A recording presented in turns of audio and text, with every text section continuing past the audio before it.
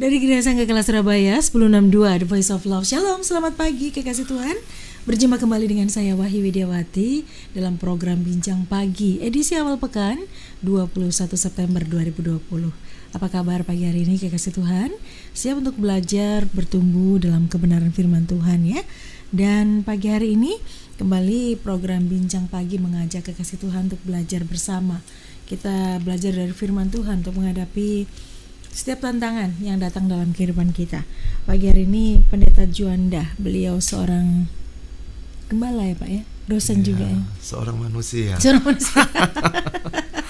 Apa kabar Pak Juanda? Oh baik-baik sekali Mbak Wahyu. Apa kabar kekasih Tuhan pula pada hari yang indah ini? Oke, gimana? Baik-baik. Sudah mulai ibadah? Ya begitulah. Offline? Sudah ya? Sudah offline. Karena disitulah kita melatih diri kita. Satu sisi taat kepada anjuran pemerintah, sisi lain perlu waspada untuk menjaga kesehatan. Yang lain lagi tetap memiliki kaitan dengan pekerjaan Tuhan. Waduh. Ngajar online ya? Oh iya, ngajar online juga. Sudah keliling-keliling belum? Ya, ada pula yang keliling-keliling karena keluar kota? Ada. Oh ya. Ada pula keluar kota. Jadi semuanya tetap sesuai dengan prosedur yang ditetapkan oleh pemerintah. Kenapa? Ini bukan masalah takut Mbak Wahyu, tapi masalah ngerepoti orang lain. Iya, kan banyak orang berkata kok mati ya mati loh Pak. Ya kalau mau mati tapi jangan ngerepoti ahli medis, jangan ngerepoti orang-orang di sekitar kita, gitulah. Jaga protokol kesehatan, Betul. tetap lakukan aktivitas tapi tetap jaga protokol kesehatan. Iya, tetap. Kalau tidak penting sekali tidak usah, tidak di usah rumah keluar. Saja. Loh, saya pernah berkhotbah Mbak Wahyu, sudah pakai masker, pakai face shield. Wah, itu ambekannya luar biasa loh. Menggos. Oh, bukan lagi menggos, itu mulek kayak di situ kan. Tetapi memang karena di gereja itu mengharuskan seperti itu. Jadi mau tidak mau ya harus kita lakukan. Iya. Tidak nyaman memang buat sebagian besar kita, tetapi harus tetap kita lakukan ya. Tetap harus. Maka dari itu sudah berubah. New normal. Norma baru yang berlaku. Tapi lebih tepatnya mestinya bukan berkata new normal karena new normal. Adaptasi kebiasaan baru. Kebiasaan baru. Makanya norma baru. Normal baru. Bukan normal. Bukan normal. Nilai-nilai yang baru. Iya, betul. Seperti orang yang punya Yesus, dulu suka nonton film porno, kemudian tidak lagi. Nah, itu new normal mestinya. Adaptasi kebiasaan baru. Dulu suka ngamuan. Ketika memiliki Yesus, gak ngamuan, tidak ngamuan lagi. Dulu hobinya selingkuh. Ketika punya Yesus, tidak lagi. Itulah new normal. Berat loh. Betul. Itu dia Mbak Kalau Wahyu. ikut Yesus masih tetap ngamuan, dipertanyakan ya. Iya. Bagaimana kerja Roh Kudus? Kita suka di gereja Roh Kudus mengurapi, Roh Kudus berkarya. Lalu di mana kuasa Roh Kudus? Itu dia. Ya. Kekasih Tuhan, selalu harus ada perubahan ketika kita melakukan kebenaran firman Tuhan, karena firman Tuhan itu mengubahkan hidup kita ya. Betul. Dan pagi hari ini kita akan belajar dari satu sisi firman Tuhan karena begitu kaya. Iya. Kita belajar dari Mazmur 46 hari ini ya. Betul Mbak Wahyu. Tuhan itu tempat perlindungan. Iya. Kenapa tertarik dengan topik ini, Pak? Karena hari ini banyak orang bingung. Dulu ndak suka Tuhan, sekarang suka Tuhan. Iya kan? Tapi nggak suka ibadah. Nah, itu masalah baru. Dulu kurang bagus relasi dengan Tuhan, tapi senang sekali relasi dengan pelayanan pekerjaan Tuhan. Tapi sekarang suka ke Tuhannya, ke pelayanannya menjadi ogah-ogahan. Ada apa ini? Lalu Tuhannya itu bagaimana? Apakah satu sisi itu harus ke Tuhan, lalu di sisi lain ke pekerjaan Tuhan? Tapi ada yang suka fokus ke pekerjaan Tuhan, dianggapnya Tuhan langsung senang. Tapi yang lain berkata harus ke Tuhan dulu, baru mengakibatkan suka melakukan pekerjaan Tuhan. Tuhan itu tempat perlindungan. Kalau bicara perlindungan berarti kan ada sesuatu yang harus kita hindari, ada sesuatu yang harus kita waspadai. Betul. Nah, itu yang akan kita nikmati pagi hari ini. Oke, kita bicara situasi yang sedang terjadi hari-hari ini ya, pandemi aja. Banyak orang berkata bahwa kalau Tuhan itu tempat perlindungan, kenapa anak Tuhan bisa kena corona? Kenapa anak Tuhan bisa mati? Kenapa anak Tuhan bisa mati karena corona maksud saya? Iya. Kemudian kenapa anak Tuhan bisa mengalami krisis, kekurangan dan lain sebagainya? Iya. Pertanyaan-pertanyaan ini sering muncul, Pak. Betul. Tuhan itu menyatakan diri dalam sejarah ini dengan 5 cara. 5 cara. Iya. Caranya? Cara pertama itu dengan ciptaannya. Makanya kalau orang stres, kemudian naik gunung, mestinya turun ndak stres. Ya. Karena dia lihat ciptaannya, kok bisa ya ada gunung kayak begitu ya, indah sekali, ada burung-burung ya. Atau pergi ke pantai, mestinya dia berjumpa Tuhan. Jadi berjumpa Tuhan itu secara umum bukan cuma di tempat doa, yaitu melalui alam semesta. Tapi siapa yang bisa nikmati Tuhan ketika liburan? Yang dia nikmati selfie, yang dia nikmati memfoto semua situasi di situ. Kulinernya, iya. Penginapannya nggak keluar-keluar. Nah, itu yang pertama, Mbak Wahyu. Yang kedua, Tuhan menyatakan diri melalui hati nurani. Makanya pada waktu kita ada di perempatan jalan lampu merah kuning hijau, mau nyerobot? Iya, hati kita berkata, jangan. Pikiran berkata, mumpung nggak ada polisi.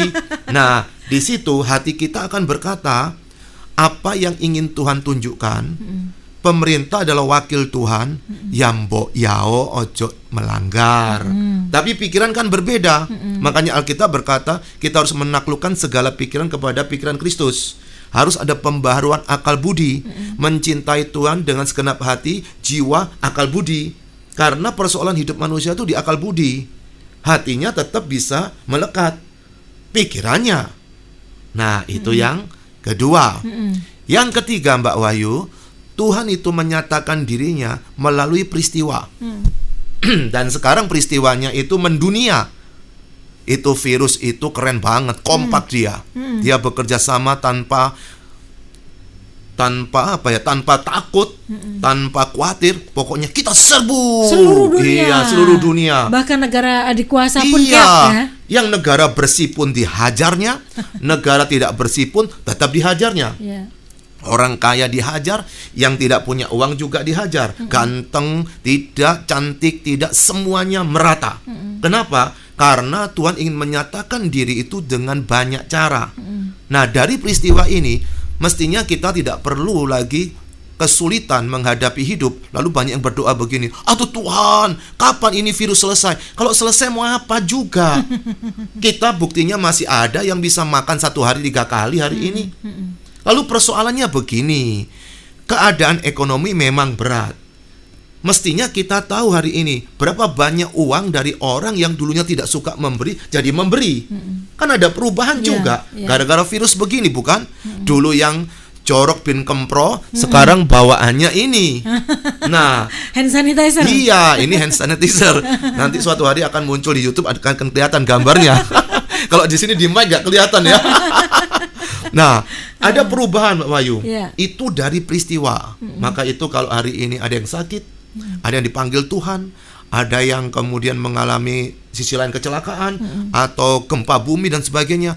Apa yang Tuhan ingin bicarakan kepada saya? Jangan kamu, saya. Nah, di situ pikirkan 2 hal. Pertama, apa yang Tuhan ingin sampaikan. Kedua, apakah kita bisa jadi berkat bagi orang lain? Dengan cara 2 hal pula. Untuk yang Kristen dikuatkan, yang belum dibawa ke Yesus.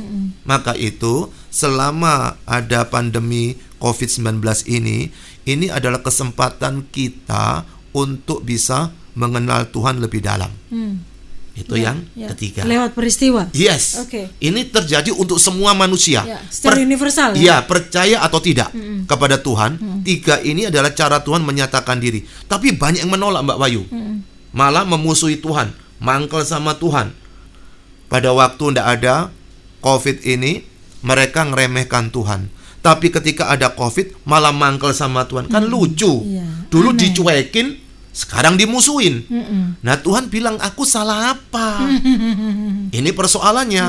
Nah, tapi yang keempat dan kelima, itu terkait dengan orang yang sudah memiliki Yesus, yang sudah lahir baru. Tuhan Allah menyatakan dirinya melalui Alkitab. Nah, biasa kita makanya perlu baca Alkitab karena banyak pernyataan dari firman untuk menolong kita memahami isi hati Tuhan. Tapi yang kelima, untuk menyelamatkan manusia, bisa mendamaikan, maka Allah turun jadi manusia. Ada yang berkata nggak masuk akal, Pak. Masuk akal. Allah itu kan maha kuasa. Mau jadi apa kan itu hak asasi Tuhan. Nah, kita kenapa sewot? Mengapa kita menjadi tidak terima kalau Allah itu mau jadi manusia? Untuk apa? Menyatakan siapa dirinya. Jadi kalau ada pertanyaan tadi, itu sesungguhnya jangan ditanyakan ke Tuhan. Kenapa? Tuhan itu berkarya, tidak mungkin keliru, tidak mungkin salah. Tapi persoalannya adalah kita yang menilai keliru atau salah. Contoh. Tuhan tuh menciptakan manusia dengan aneka rupa. Nah, kemudian kita suka mengolok orang, elek kon, elek urip maneh. Nah, itu kan menghina Tuhan, menghina penciptanya. Iya, menghina penciptanya. Karena dia tidak pernah membayangkan lahir seperti begitu. Tapi kita menghina. Tapi sekarang ketika ada virus begini, kenapa kita nyalain dia? Kayaknya kita ini harus memperjuangkan hak asasi, tapi tidak pernah menghormati hak asasi Tuhan. Nah, ini mungkin baru tahu ada hak asasi Tuhan. Tuhan punya hak asasi loh. Jangan kita aja teriak-teriak gitu, Mbak Wahyu.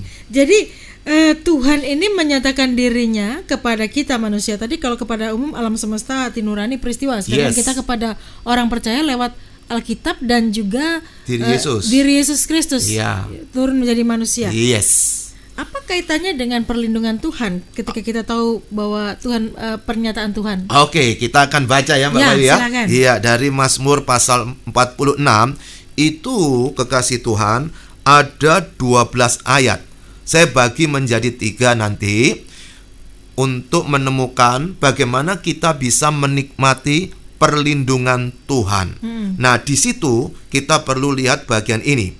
Tapi perlu hati-hati membaca Alkitab. Kenapa? Kita perlu tahu jenis sastranya.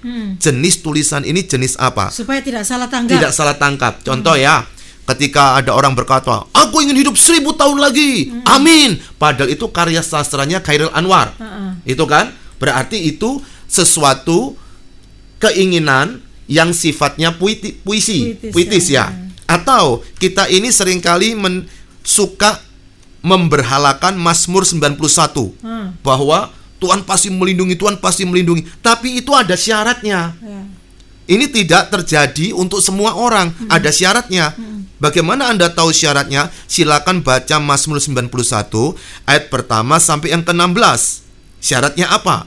Lalu yang kedua, peristiwanya apa? Yang ketiga, jalan keluarnya apa? Nah, itu perlu kita pikirkan ketika mau memahami bagian firman. Oke, Mbak Wahyu ya. Saya akan bacakan sejenak. Jadi ini 3 kali kita akan lihat bagian ini. Yang pertama yaitu bagaimana kita memahami ini.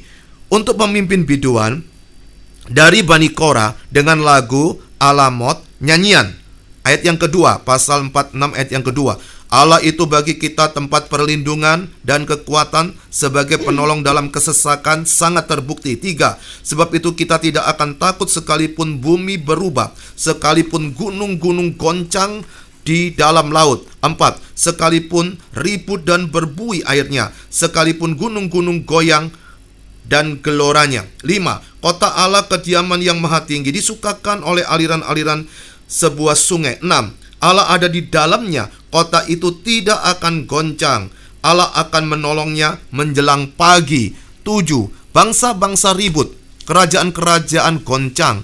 Ia memperdengarkan suaranya dan bumi pun hancur. 8. Tuhan semesta alam menyertai kita. Kota benteng kita ialah Allah Yakub. 9. Pergilah, pandanglah pekerjaan Tuhan yang mengadakan pemusnahan di bumi. 10. Yang menghentikan peperangan sampai ke ujung bumi, yang mematahkan busur panah, menumpulkan tombak, membakar kereta-kereta perang dengan api. 11. Diamlah dan ketahuilah bahwa akulah Allah, aku ditinggikan di antara bangsa-bangsa, ditinggikan di bumi. 12. Tuhan semesta alam menyertai kita. Kota benteng kita ialah Allah Yakub.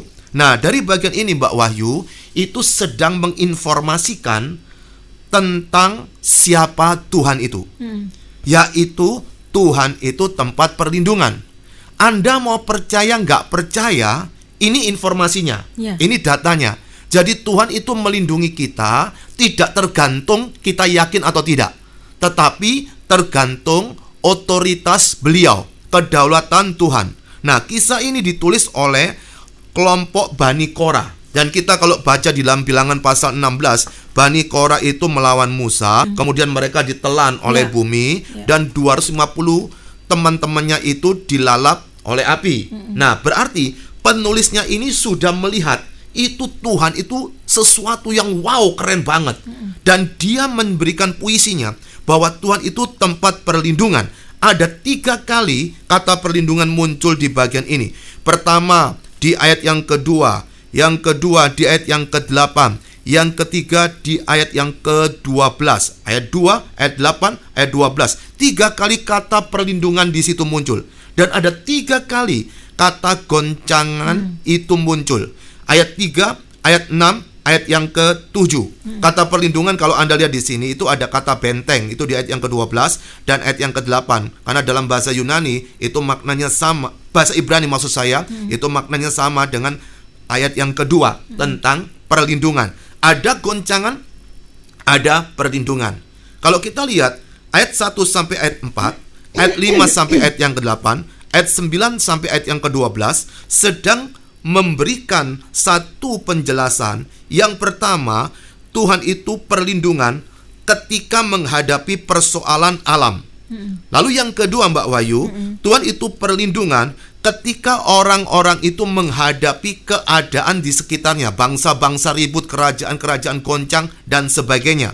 Ayat bagian yang ketiga, ayat 9 sampai 12 sedang menjelaskan bahwa Tuhan tempat perlindungan yang luar biasa ketika kita menghadapi persoalan-persoalan yang ada di sekitar kita. Nah, ini begitu lengkap dari alam, dari pemerintahan, dari masalah sehari-hari. Sesungguhnya Tuhan itu perlindungan. Jadi kita mau percaya, sekarang saya berikan informasi. Ini fakta. Ini fakta. Ya. Jadi mau percaya, believe it or not. Ya, percaya maupun tidak, saya informasikan Tuhan itu tempat perlindungan. Tetapi ada persoalan lain. Nah, persoalannya adalah bagaimana kita menikmati perlindungan Tuhan, itu urusan lain, Mbak Wahyu. Kalau tidak, nanti Anda bingung. Loh, Tuhan itu tempat perlindungan. Kenapa kok ada pandemi ini kok nggak dilindungi? Nah, itu yang perlu kita hati-hati pikirkan. Ada 3 jawaban, Mbak Wahyu. Sekarang atau nanti? Nanti aja. Oh, nanti aja ya. Jangan saya dikasih ikut dulu aja. semuanya. Oh, gitu ya. Oh, Ada tiga. Mbak Ada Wahyu tiga. suka Ada bertebak-tebakan 3. juga ya.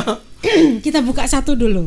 Oh, Bagaimana satu dulu caranya ya. agar kita ini bisa faktanya kita tahu bahwa Tuhan itu tempat perlindungan. Yes. Tadi kan tidak bisa kita bilang, loh kok buktinya kok Tuhan tidak melindungi saya, Tuhan kok masih ada orang percaya Tuhan kok kena, kok mengalami penderitaan dan lain sebagainya. Iya. Nah, bagaimana sih caranya agar kita Menikmati. itu? Iya, atau mengalami satu perlindungan dari Iya, Tuhan. iya. Yang pertama adalah, ini ada 3B. Ini 3B. B yang pertama, iya. Oke. Yaitu berdiam. Berdiam. Iya, berdiam dekat dengan Tuhan. Kalau kita lihat ayat yang 1 sampai yang ke-4 sedang menjelaskan orang-orang bisa menikmati perlindungan Tuhan itu ketika dia berdiam dekat Tuhan. Berdiam dekat Tuhan itu seperti Iya. apa maksudnya, Pak? Berdiam ini bukan berarti nggak kerja, Nggak lalu melakukan semedi, apa-apa. bertapa. Rebahan. Oh, Kaum rebahan kan kapan Iya. awal kan semua yang rebahan jadi pahlawan. Itu dia. Nah, berdiam di sini, Mbak Wahyu, Nah. itu bukan seperti begitu. Ya. Tapi rebahan di sini kita tahu bagaimana kita harus melakukannya dan bagaimana Tuhan akan berkarya. Kita berdiam itu bukan berarti kita tidak bikin apa-apa. Wis aku tak doa air dah. Nanti biar aja Tuhan buka jalan. Itu fatalistik. Jadi pada waktu dia bilang, "Ya, kenapa kamu kok enggak cari pacar?" Ya, saya berdiam diri biar Tuhan kirim. Nanti dikirim yang tidak sesuai dengan selera, kok ditolak. Nah, kenapa nolak? Kalau mau berdiam kan? Karena menikah itu bukan Tuhan pilihkan jodohnya, tapi Tuhan memberikan syarat, sama-sama harus lahir baru. Carilah jenis apapun silakan, tapi yang penting itu manusia Beda jenis ya. harus pasti. beda jenis ya. Itu jangan lupa. Jadi saya punya 5L itu. Betul. Kalau mau cari pasangan, itu ada YouTube saya, di channel saya Oh, kan. oke. Iya. Nah, L pertama itu harus lawan jenis. Kedua, lahir baru. Ketiga, lakukan firman. Yang keempat, lancar komunikasi. Yang kelima, lincah kerja. Nah, lincah kerja ini bukan cuma kerja di luar, tapi kerja di rumah. Coba pasangannya males banget gitu. Wah, bisa perang dunia ke-7. Bisa perang dunia ke-8 ya. Nah, begitu Mbak Wahyu. Jadi konsepnya berdiam di sini itu bukan pasif ya? Bukan pasif, tapi aktif. Aktif. Dia bisa memilah mana yang dia harus tarung, mana yang dia tidak tarung. Masalahnya banyak orang nggak tahu Pak, mana yang harus dia tarung, mana yang enggak. Betul. Nah, kalau kita mau tahu mana yang harus kita tarung, mana tidak, kita coba lihat Roma pasal 12 aja deh. Kadang-kadang orang Kristen kalau sama Alkitab baru percaya daripada cuma diceritain aja. Dalam Roma pasal ke-12 itu di ayat yang ke-3 dikatakan seperti ini.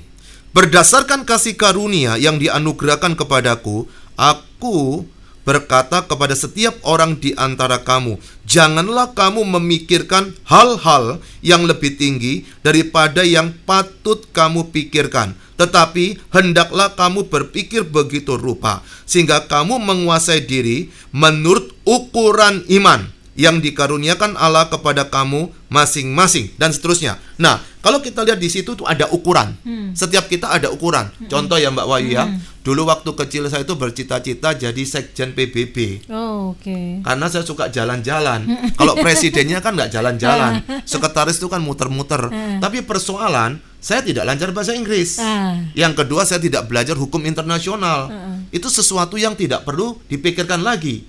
Atau seperti anak-anak. Kamu mau jadi apa? Superman. Mau jadi apa? Batman. Nah, pada waktu dia berpikir itu, karena dia nyontoh di TV, itu enak sekali Superman ya. Kalau ada butuh apa, tinggal terbang langsung bisa nolong orang lain. Nah, seperti itu bukanlah sesungguhnya dia, orang itu, karena dia di luar daripada keyakinannya dia. Maka ketika kita ingin menikmati perlindungan Tuhan, bagaimana kita berdiam? Kita tahu ukuran iman. Contoh, kita sudah satu hari makan 3 kali. Kemudian mau makan berapa kali? Meskipun ada keadaan seperti ini, sama kita makan seperti 3 dulu. kali. Nah, ini lucu nih. Ada satu siaran di di stasiun radio. Saya dengar di mobil. Kemudian ada yang mengeluh karena ada PSBB dan sebagainya begini, tidak bekerja. Lalu dia punya rumah di sebuah tempat begitu. Lalu anaknya mengeluh karena apa? AC di rumah itu menyala terus, ongkosnya kan gede. Lalu kemudian, bagaimana ini kami kok tidak dibantu oleh pemerintah ini? Lalu ada yang nyautin juga, ya matiin AC-nya toh, kan selesai kan? Atau nyalakan satu. Tapi karena kita harus menghadapi kebiasaan baru, itu kita tidak terima. Lalu nyalakan pemerintah kah?